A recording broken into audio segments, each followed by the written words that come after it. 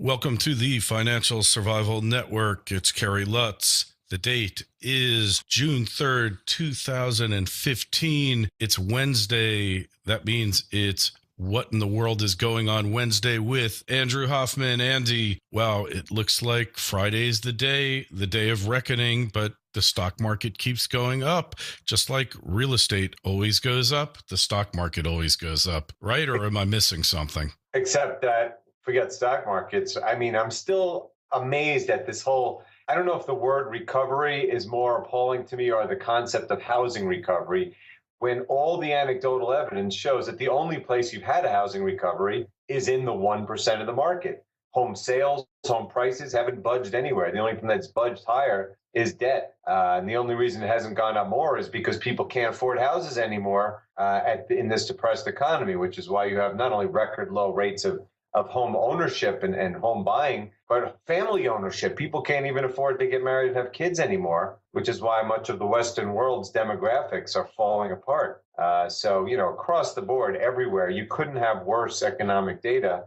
Today's no exception. But because governments forget the central banks are lowering rates, so it's driving liquidity into the markets. No, the central banks are now buying stocks. They're all telling you, the Japanese tell you, we are buying stocks. The Swiss, those defenders of conservatism, financial conservatism, they tell you, we are buying stocks. And of course, you know that the government here is. All you have to do is look at the algorithms. So again, all you have to do is try to realize that bubbles are unsustainable, and there aren't words for today's bubbles. I mean, we all lived through 1999. I didn't think that something like that was possible, let alone in an environment of economic hell. At least then, that was the peak of the global economy, and people were optimistic and had jobs. Today is the worst point of the economy of our lifetimes, and people don't have jobs and they're in debt, and the bubbles now dwarf the ones back then. Of course, they're going to all collapse.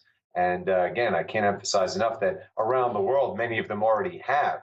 The only things that remain standing are, the big Western stock markets that are manipulated, the bond markets, which are, as we'll talk about later, starting to fall apart, and of course, the paper Ponzi scheme that is the COMEX, where less than $500 million of gold, of actual gold, supports the largest financial Ponzi scheme in history. Yeah, well, the amazing thing to me, Andy, is that it keeps on going on, and nobody seems to care about it. Well, the 1% certainly don't care about it because they're the ones that benefit from it. They'll just say anything and do anything to keep it going. And as for the 99%, there's a reason why CNBC has record low ratings going back to its inception in the early 1990s, because people don't have money anymore. They don't have wealth. It's not like they're invested in the game. Right now, they're just invested in trying to pay the bills. And it's comical. You saw a perfect example of this is, just on Monday, they reported personal income went up 0.4% last month. Some tiny amount, but they get all excited about it. But the point is, the only people whose income have gone up are because of these mandatory wage increases at the low end of the market, which, for instance, Peter Schiff has done a great job of showing how it destroys the economy further. So the people who work at Walmart, Walmart just announced they're going to raise the minimum wage for their people working in their delicatessens and their supermarkets. They'll get a little more money that they're not going to spend, which is exactly why consumer spending didn't go up, despite this big boon. For the average person, the people like us in the middle of the market, our incomes don't go up, but our costs of living do. And their income goes up, but not enough to matter. They're already deeply in debt. So again, no one is making any money except for the people who are in the financial markets that get the free money. And this creates the wealth disparity. It also creates the inflation of a lot of the other aspects of our lives and further causes social and political instability. I just read this morning that Obama has the lowest presidential rating in history, despite the record high stock market and plunging unemployment rate, et cetera, which, as we know, are all fabricated. So why do you think Walmart and others are raising their minimum wage? Is it PR or, yes. Yeah, it's strictly PR? Yeah, I mean, this is Obama's thing. I mean, we're running up to the election year. The Democrats want to maintain office, so they're promising more entitlements. So one of their stratagems has been to really focus on getting the minimum wage up. And of course, minimum wage is such a subjective thing because different industries require different minimum wages. It depends on supply and demand, and different industries have higher supply or skills than others.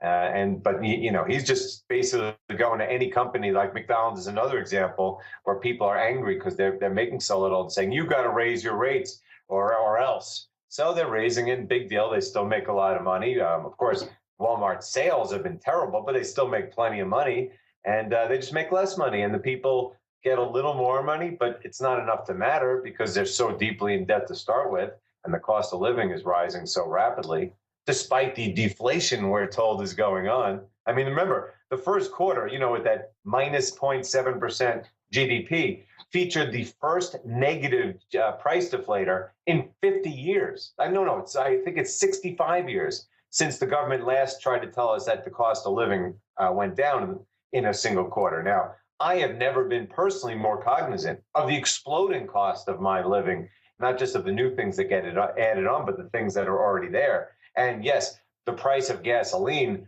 fell in the first quarter, actually bottomed in January. But as I wrote in an article last year called Median Hell, gas is only about it's like 2 or 3% of the average person's cost of living. And guess what? It's since rocketed up. The average gasoline price since that first quarter is up 65%. So let's see what they use as their GDP deflator in the second quarter. Yeah, well, we know all about government statistics. Double seasonally adjusted and all. Yeah. Double seasonally adjusted. I mean, that's, this is something that they just announced last week. They just like John Hilsenrath is the Wall Street at the Journal, his job is to write about, they told him what to write about what the Fed's doing. Steve Leisman at CNBC, they used to tell everyone, what they want them to hear, which is, well, we're hearing that the government thinks that their GDP calculations for the first quarter are too low, even though historically there's no data to show that. And even if it was, well, who cares if the first quarter is lower? I mean, it would, as Peter Schiff would say, it would get washed out in the second quarter. So they're now double seasonally adjusting it. They're actually going to call it, starting this quarter, second quarter, GDP plus, meaning it wasn't big enough last time, so we're just going to make it bigger. And no one's going to believe it. And it's certainly not going to change the Fed's policies of doing everything they can to slow interest rates down, not to get them going up. And then we'll get to the bond market crash in a second. Yeah. So bond market, man, the Bund is taking it on the chin, and that's in spite of European QE. I mean, what gives there? And so is it here. Look, I wrote an audio blog or spoken audio blog a month ago called Tectonic Market Shifts Portend Disaster. We talked about it here when I couldn't say the word tectonic.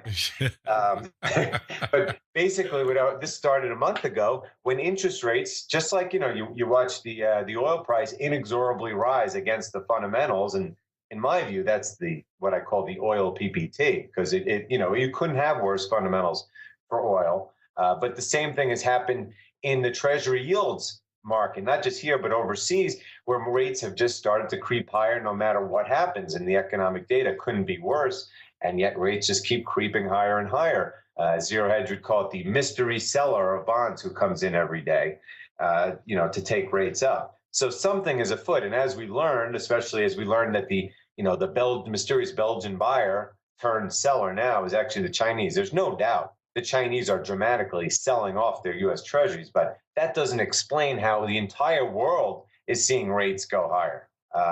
It's a pretty scary phenomenon, as you mentioned, in Germany. I mean, today was an ECB meeting where Draghi said, we just increased QE and we have to keep printing money ad infinitum. We'll do everything. We'll do whatever it takes. And as we speak, this has been the worst two-day stretch for German bond yields since the global bond crash in 1998. I mean, the yield on the German bond was, I think, 0.2% a few weeks ago. It went over 0.8 today. That's a monstrous increase for an economy that's collapsing. And it's not just there. It's all across Europe. And look at here. The U.S. 10-year yield bottomed at the end of January at 1.6. It's 2.34% this morning. And no, it's not because the U.S. economy is getting better. It's because whatever force is pushing up rates around the world is doing it here too. And of course, we know that rates have been at multi-century lows. with the worst debt situation, the worst fiscal situation ever. Of course, the U.S. Treasury yield should be 23%, not 2.3%. So what should happen is starting to happen. Now, how the central banks react to it is going to be the real question, because look, the Japanese are already all in. The ECB is all in. They started their $1.2 trillion QE program in March, and they just raised it by 10% 2 weeks ago. The only one that's not, and of course, the Chinese, which are going berserk and have created the biggest equity bubble in the history of mankind. Put all the other ones together, and you're not getting to what the Chinese market has turned into, thanks to the PBOC. The only one that's left resisting is the Fed, which claims to have tapered off its QE, even though its balance sheet sits at its all-time high right now. And still, interest rates a year later are still at zero, or I should say 8 years later are still at zero. The only thing that's left is the Fed trying to pretend and do everything it can to hope and pray that something will enable them to raise rates without destroying the market. The problem is that the rates are going up already.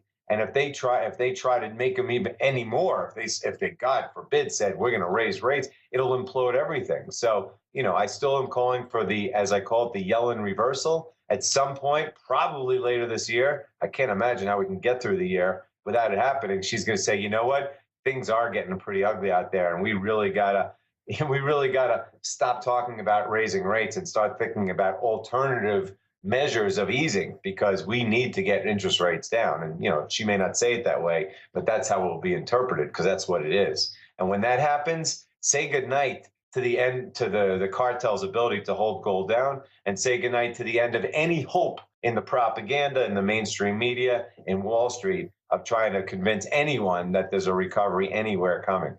And yet, I think it was yesterday or the day before, gold was up $10 an ounce, and then all of a sudden it was flat. Just amazing the way free markets work in America and the world today, isn't it? Well, just like all you have to do is watch, as I call it, the Dow Jones propaganda average. Watch. I mean, there can't be less than 30 times in the past 2 or 3 weeks where the Dow was stopped magically at exactly 18,000. I mean, 4 times yesterday I counted it. And then, of course, they run it up today on just horrible, horrible news everywhere. And it's no different with gold at 1,200. It's been there for 2 years. I mean, they pushed it down to 1,200 2 years ago. And every attempt to go over it, including, as you said, it was kind of shocking Monday, because for once you actually saw, and of course, it was only, between 8:30 and 10 a.m. Eastern Standard Time, which is the only time gold is ever allowed to have any kind of move higher, ever. Despite the fact that the U.S. has no gold and the COMEX has no gold, and the U.S. is not a major buyer or seller of gold, but somehow that's the only time it's ever allowed to go up. But yeah, it actually went up about $10 in a few minutes, the way it goes down hundreds of times a year. And of course, they just knocked it back down because naturally it went above 1,200. And then yesterday it challenged 1,200, and then last night it challenged 1,200. I mean, they don't stop. But the fact is, down here at 1,200, which for all the people saying gold's going to crash, it's been here for 2 years. Despite all of this supposedly bullish news, it won't go any lower because, one, it's way below the cost of production, and B, there's massive buying. I mean, the numbers are showing that right now, as we speak, Indian and Chinese demand is taking up all of global production. Heck, the Indians, those idiot Indians, I call them the worst government in the world, they lowered interest rates again today to the lowest level since 2 years ago, when the rupee hit its all-time low, and they had instituted those gold tariffs, which have just created this massive black market in buying of gold. And now they lower rates again, so that's just going to increase the gold buying over there, et cetera. So, I mean, across the board, you're seeing massive buying in the physical markets, tight supply. The miners are on the verge of collapse. Just keep your eyes, for instance, on the South African miners. Look at Goldfields and Harmony and Anglo Gold. These guys are heading to bankruptcy. And that's because gold can't be below $1,200. So you have this massive floor down here, technically, fundamentally. And, at some point, the buying is going to swamp the selling. And again, the COMEX is just purporting. This is the biggest liars in the world. And even all they do is purport to have about $450 million of gold. That's it. I mean, even the Greeks might be able to scrounge up enough to buy all the gold on the COMEX. But of course, we haven't even talked about Greece yet, which on Friday owes a measly 303 million euros and pretty much has said, we don't have it. Remember last month, they had a payment. They literally stole the IMF's emergency reserves to pay back the IMF. Well, now they don't have any reserves left. So they are going to default on Friday. And if they don't default on the 300 million Friday, they'll default on the $1.5 billion that they owe throughout the rest of June. And of course, at the end of June, the 4-month bailout extension ends. They're not going to get an extension because no one wants it. So there's going to be a cataclysmic debt default that cascades across Europe and probably the rest of the world at some point in our future. Yeah, I don't see any way around it. And then what was formerly the key job growth driver in the U.S., I'm talking energy, is still reeling. And OPEC's meeting Friday, if I'm not mistaken, correct? Well, that's why last week's audio blog was titled "An Upcoming Week of Infamy," with a question mark, because between Friday, June 5th is the date of the Greek payment. It's also the date of the OPEC meeting. And again, it doesn't take a big an analyst to know that OPEC's not cutting production. They've pretty much screamed it for months. And why should they? I mean, the shale oil producers are their bane. They need to get rid of them. And they also need as much cash as possible because they're way underwater with their social budgets in their nations. They need the money. So they're not going to let the shale producers take their market share. And then you throw in the fact that, Iraq is basically hitting all-time high production as we speak. So is Russia. And Russia needs money with their ruble having collapsed. Iraq is hitting all-time high. Iran we're about to give them this deal so they can send 1 million barrels of oil onto the market, this nuclear arms deal. I mean, there's just no end, and you have record high inventory. There's just no end to the horrible fundamentals for oil, which, as you said, is the only sector in America that since the crisis in 2008, has had any job growth at all, has had any GDP growth. But of course, it was all fake. It was all because of the money printing, which caused Wall Street to lend all these shale producers $500 billion of high yield bonds to produce high cost oil into a low demand environment. So of course, that is going to implode too. There's just no way the oil PPT, as I call them, can win this war. And again, it's not just oil. I talked about commodity crash months ago. I talked last week, I wrote an article that says, just when you thought the worst had passed, because I was referring to what I call the copper PPT, because copper is such an important industrially sensitive commodity. I'm watching it go up for like the last month or two, while every other commodity plunges toward its 2008 lows. And sure enough, the base metal mini bubble has just burst too. That's falling apart now. And the CRB is only about 7% from its 2008 crisis lows. I mean, every commodity is falling. Food commodities, and I'm not talking about the ones that are influenced by these horrible droughts in California and Brazil. I'm talking about pretty much everything else. I mean, we're going to see a major farming crisis next year again because the Fed caused the cheap money, so Wall Street lent all these farmers money to oversupply. I mean, people don't realize that the price of rice, wheat, oats, soybean, corn, all these things are plummeting to multi-year lows. And then, of course, there's lumber. Despite the housing recovery, lumber prices are down 25% this year. So this commodity crash, as I wrote, basically as David Stockman, I'll give him credit, wrote in his Great Deformation, because of all the money printed and created all the oversupply over decades, will take decades to unwind. I mean, we're going to have oversupply everywhere, deflationary pressures everywhere, which, by the way, could not be better for gold and silver, especially because they're the only markets care of price suppression that have been undersupplied, and dramatically so. Ain't that the truth? I mean, we just have to look around, see what's happening to production and demand. As demand goes up, supply goes down. That's an anomaly. That's right. And only in the gold and silver can you have it. Only in gold and silver can you buy the best insurance, the historically best insurance available for what's going on in the world at historically low prices. And it's for exactly this reason. They've pushed the prices below the cost of production for so long that there's been no discoveries, that the cost of inflation, the cost of developing the industry has exploded. And now, of course, you have higher oil prices. So anyone who said, well, the cost has gone down because of oil prices, nope, it's right back up. And again, the oil price, yes, the oil price might be 20% of the cost of a operating mine. But if you're talking about the cost of finding and developing resources, that's not even on the list. You have to find the stuff. That's the problem. You have to get it permitted. You have to pay the taxes. You have to pay the engineers. The engineers are dying off. They're just like in oil 20 years ago. There's no oil, there's no geologic engineers anymore. It's a dead business because they've suppressed the prices for so long. Yes, we know that. And it's really unfortunate, but eventually maybe it's going to turn around at some point.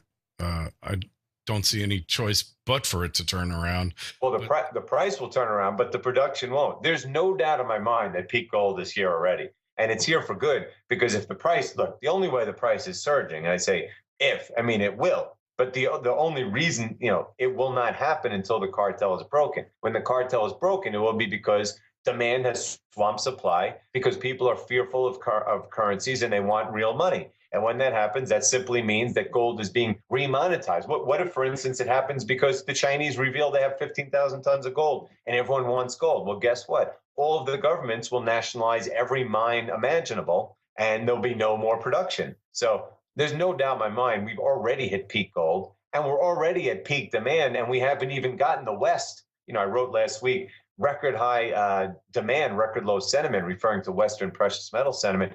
We have half the world doesn't even care yet. And an ironic thing is half the world has collapsing currency rates. Like Germany, I read, is the only current country in Europe where the people are actually buying gold. Despite in France, they're watching the euro collapse. French people aren't buying gold. Obviously, in Switzerland, you name it. So there's a lot of people left that are going to buy gold and silver, and the prices are at record lows, and supply has nowhere to go but down. Yeah, we know it's going to happen. We just don't know when, but we certainly know what. Yes. And on that note, Andy, hey, keep writing, keep getting the word out. Check out Andy's work. Sign up for his daily missive, milesfranklin.com, and his regular audio blogs. And check out our site at financialsurvivalnetwork.com. Make sure you sign up for our weekly free newsletter, although it goes out when I get around to it, and our free webinars. Andy, we will talk to you next week. Looking forward to it.